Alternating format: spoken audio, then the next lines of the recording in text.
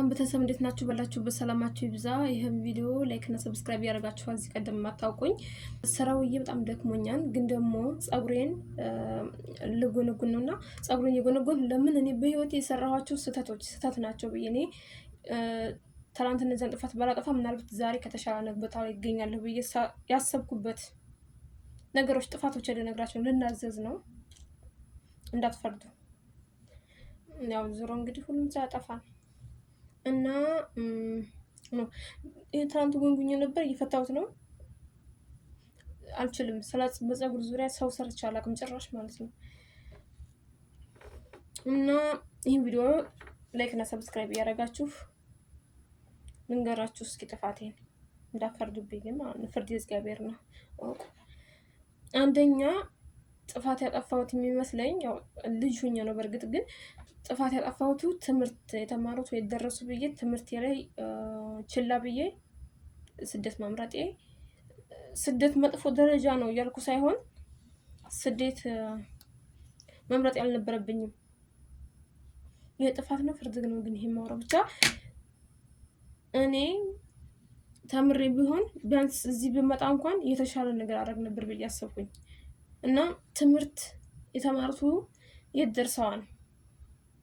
በብዛት እንደዛ ነው የምንለው የተማሩት እንደ ዘጋኛ እንደ ደግሞ የተማሩት የት ደርሰዋል? ትምህርት ምንም ማድረግ ምን እንደውም ብዙ ጊዜ እናት አባቶቼ ነገ ይቆጭሻል ሲሉኝ እኔ በትምህርት ሳልማር ብዬ ከቆጨኝ በቃ እኔ ጥሩ ላይ አይደለሁም እና አልነበረና አሁን ጥሩ አይደለሁም። በጣም እየቆጨኝ አለመማሬ ሳይሆን የተማርኩበት አመት አንሶ አይደለም እኔ ማለት ነው። ግን ስማር በጣም ሰነፍ ተማሪ ነበር። ለትምህርት ሰነፍ ተማሪነት የመጣው አለመፈለጊያ ላይ ነው። እኔ ለትምህርት ትኩረት ባለመስጠት ሰነፍ ተማሪ ሆንኩኝ። ስንፍናዬን ሳይ ደግሞ መማር አልፈለኩም፣ አቋርጬ ወደ ሀገር መጣሁኝ። ይሄ አንዱ ጥፋት በህይወት መጀመሪያ ላይ አንድ ሰው ከተማረ ህይወትን ለማስተካከል አንድ ደረጃ እንትን ይኖረዋል ማለት ነው። ለምሳሌ የተማረ ሰውና ያልተማረ ሰው እዚህ ብታረጉ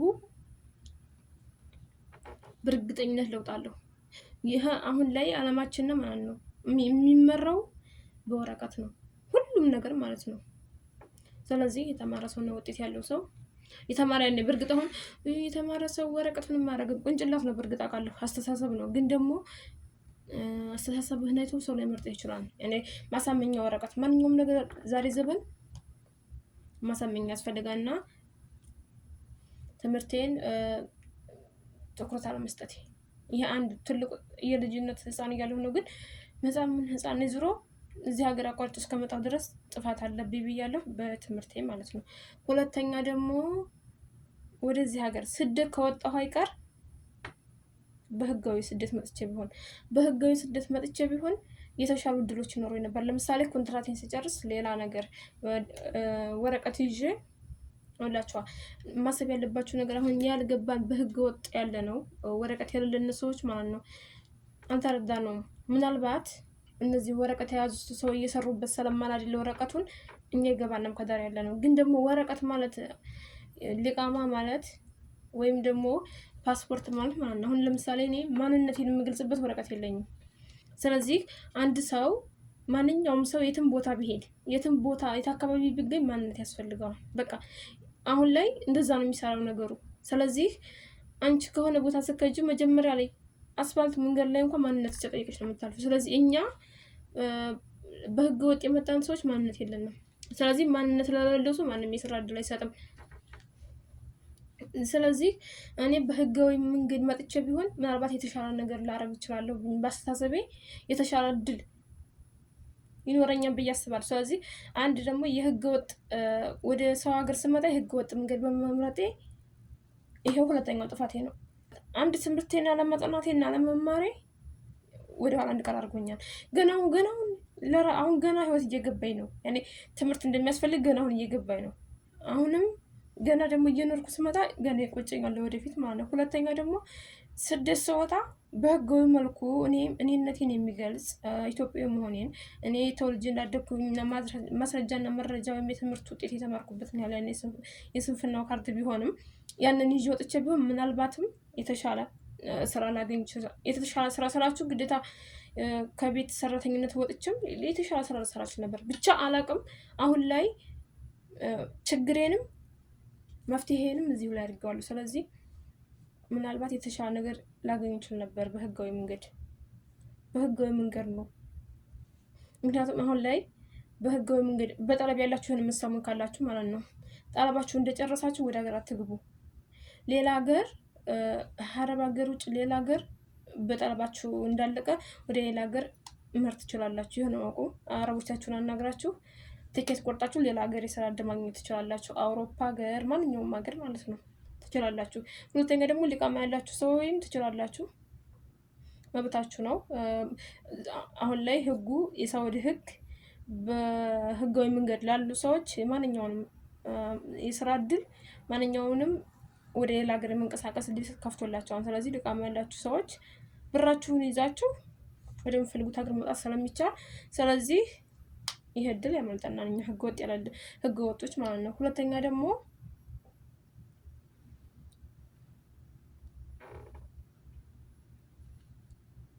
ምንም ቢፈጠር ምንም ቢሆን እኔ እስካሁን ድረስ ትምህርት ቤት እያለ ትምህርት ቤት ማስታወቂያ ነው የነበረኝ። የትምህርት ቤት ማስታወቂያ የ10ኛ እና 9ኛ ክፍል ማለት ነው። እንትን ትምህርት ቤት እንዳንከለከል የምንገባበት እሱ ብቻ ነው ያለኝ እና ምን አሰብኩ መሰላችሁ? አሁን ብር እንኳን ሸር ማድረግ አንችልም እኛ ካርድ የሆነ ነገር ሸር ማናረግ ዘመኑ ማንኛውንም ነገር ሸር የምታደርገው በኦንላይን ነው፣ ዕቃ የሚገዛው በኦንላይን ነው፣ ዕቃ የሚሸጠው ማንኛውንም ነገር ሸር የምናደርገው በኦንትን ነው፣ በካርድ በትኬት ነው። እኛ ግን ምንም አይነት ነገር የለም። አሁን ላይ እኔ ምንም ጀዋሌ ብቻ ነው ያለው። ምንም ነገር የሚይዘው ነገር የለም እና ይሄ ነገር በጣም ያስጠላል። በሰለጠነ ዓለም እንዳልሰለጠነ ሆነን የምንኖረው ይሄ ነው። ቁመኑት በቃ እውነቴን ነው የምላችሁ ስመኑ። ይሄ ብቻ እነዚህ ሁለት ጥፋቶች ወደኋላ እንድቀር አድርገውኛል ብዬ አስባለሁ። ሶስተኛ ደግሞ ማለት ነው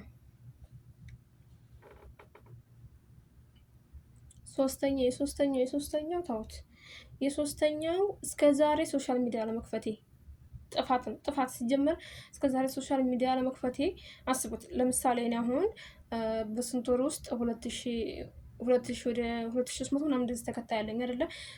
ምናልባትም ቀድሜ ከፍቼ ቢሆን አሁን ከዚህ በላይ ተከታይ ይኖረ የነበረ የተሻለ ነገር ይሆነ የነበረ። ይህ ጥፋት አላለውም፣ ግን ያኔ ቶሎ ብሏይና ለመግለጥ ነው። ያው ተመስገን። አሁን ሰለገልጡ ጸጉሩ ቀረ ደግሞ ጸጉሩ የተነቀለ ነው። ያረቢ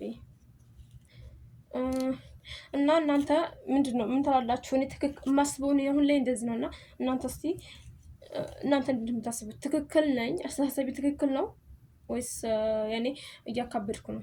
እኔ ስራችሁ አሁን ላይ ህይወት ማለት ነው። ለምሳሌ አንድ ዘበኛ ማለት ነው 10 ዓመት ከአንድ ቤት ቢያገለግል ማለት ነው ስራ አንተ ይሄን ያህል ዓመት አገልግለህ አንተ በወጦር ታማህ ምንም ነገር አይሰጠውም። ከሰውነቱ ከደከመና ከታመመ ልክ እንደኛ ህይወት ማለት ነው ወጥቶ ነው የሚሄደው። ግን ወረቀት ያለው ሰው በትንሽ ስራ እንኳን ቢጀምር ከአመታት ሊቀጥልለት ይችላል፣ ወይም የስራ እድል ሊከፈትለት። ይሄን ያህል ዓመት የሰራ ሰው ነው ተብሎ በሰራበቱ ሌላ የስራ እድል ሊመጣለት ይችላል። ብዙ የተለያዩ ነገሮች አሉ። እኛ ግን ያንን ማግኘት አንችልም። ሙከየፉ ድምጽ ስለሚጮህ ማለት ነው አጠፋሁት እንደረብሻችሁ ብዬ። አሁን ግን ሞቀኝ እና እንደዛ ነው።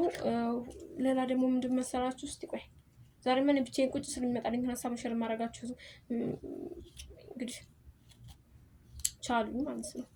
እንዳረሱ ሰብስክራይብ ያደረጋችሁ። ሌላ ደግሞ ማለት ነው ብዙ በጣም እኔ ብዙ ጊዜ የሚመጣልኝ ሀሳብ ሸር ላድርጋችሁ ማለት ነው።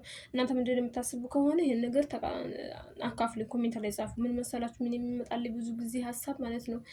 አሁን እኛ እዚህ ሀገር ስደት ሀገር የምንኖር ማለት ነው ለዘላለም እዚህ ሀገር አንኖርም። አሁን እኛ እዚህ ሀገር 10 ዓመትም ሰራን 15 ዓመትም ሰራን ዓመትም ሰራን 2 ዓመትም ሰራን ተመልሰን እዛ ከወጣንበት ነው የምንገባው። ከወጣንበት ማህበረሰብ ከወጣንበት ምን የማህበረሰቡ ጋር ችግር ኑሮብ ሳይሆን ከወጣንበት ለምሳሌ የወጣንባት ትንሽዬ ሰፈር ናት አይደለ? እዛች ነው ተመልሰን የምንሄደው። ያነ ሁሉ አመት ልፋት ምንድነው ውጤቱ? እኔማ አሁን ያለሁበትን ህይወት አልፈልገውማ። ይሄን ሀረብ ቤት መስራቱ ምናምን አልፈልገውም። ግን ይሄ አይደለም የሚያስፈራኝ። አሁን የማልፈልገው ህይወት መኖር ሳይሆን የሚያስፈራኝ አሁን ከባሰ። አሁን ሀረቦቹ ቤት ያለሁበት ህይወት አለ አይደለም? ከዚህ የባሰ ሌላ ህይወት እንዳይፈጠር ሌላ ህይወት እንዳይመጣብኝ ነው የምፈራው። ምን መሰላችሁ? እንዴት መሰላችሁ? ብዙ ጊዜ የተሻለ ነገር አስብና ያንን የተሻለ ነገር እንኳን ባላገኝ ይህ አሁን ያለሁበት ህይወት ጥሩ ነበር ብዬ እንዳስብ አልፈልግም። አሁን ላይ መጥፎ ሆኖ እየታየኝ እንግዲህ አስቡት። በተቃራኒ ደግሞ ምናልባት ይሄን የምመኝበት ቀን በጣም ብዬ ነው የምፈራው። ለምን መሰላችሁ ይሄን የማስበው? እኔ ብዙ ጊዜ አሁን ያለሁበትን በቃኝ፣ እኔ ይሄን ህይወት አልፈልገውም፣ በቃኝ፣ እኔ ሌላ ስራ መስራት አለብኝ፣ መውጣት አለብኝ።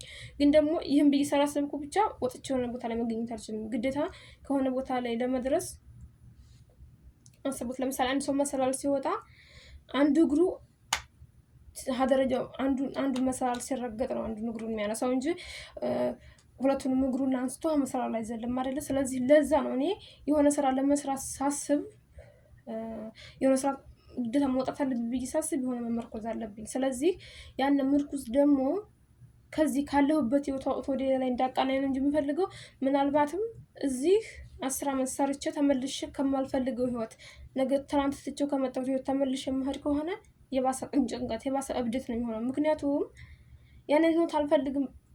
ታጥቦ ጭቃ እውነት ታጥቦ ጭቃ። እኔ ለፍታችሁ ተመልሳችሁ እዛ መከዱ ከሆነ ሰው ጋርም አትግባቡም፣ ራሳችሁ ጋርም አትግባቡም፣ አትፈልጉትም። እንደ ብለን እንውጣ እኔ የማላውቅም ፈጣሪ ይርዳና። ግን ደግሞ ቢያንስ ባገኛችሁት አጋጣሚ የሆነ ህልም ይኖራችሁ። ያን ህልም ምናልባት ሌላ በር ሊከፍት ይችላል። ያንን ነገር የሆነ ነገር ለፍታችሁ ማለት ነው። ያንን ነገር ባያበላችሁ በዛ ነገር ሌላ በር ይከፍትላችኋል።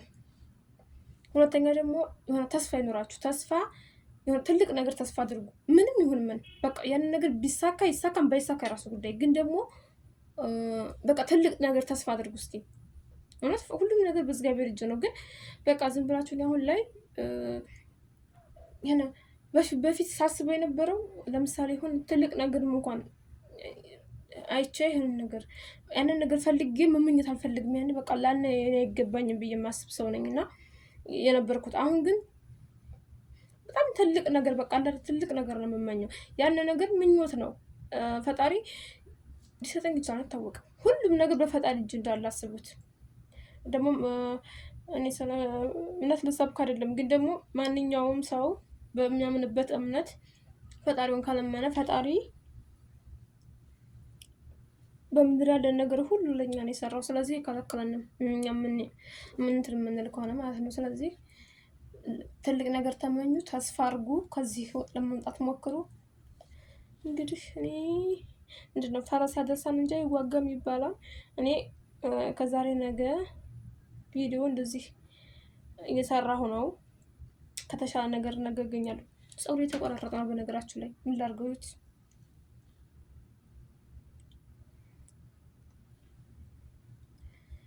እና ይሄን ሀሳብ መጥቶ ላካፍላችሁ ብዬ ነበረ። ይሄው ነው።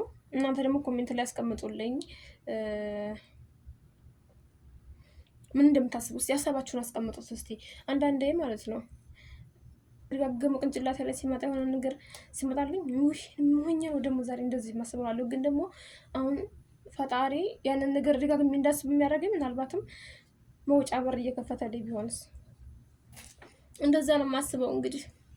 እና ደግሞ ፀጉሬን ሳልሰራ በመፍታት ብቻ ወሬ እያወራሁ ቀረሁኝ። እኔማ ቆጣጠር ያሳያችኋለሁ። ቆይ በሾርት ቪዲዮን ቢሆን እለቀዋለሁ። እስኪ እናንተ ያላችሁትን አመለካከት አስቀምጡልኝ። እዚህ ቪዲዮ ድረስ እስከዚህ ቪዲዮ ድረስ ከመጣችሁ እንትን በሉ፣ ላይክ እና ሰብስክራይብ አድርጉ። አመሰግናለሁ። አስተያየታችሁን ጻፉልኝ። ያው እንግዲህ ወዲያ የሚመጣልኝ ግን ሀሳብ ሁሉ እየከፈትኩ እዚህ ነው የማወራላችሁ ማለት ነው። ኮሜንት ላይ አስቀምጡ። የተሻለ ነገር ይዤ እመጣለሁ ማለት ነው።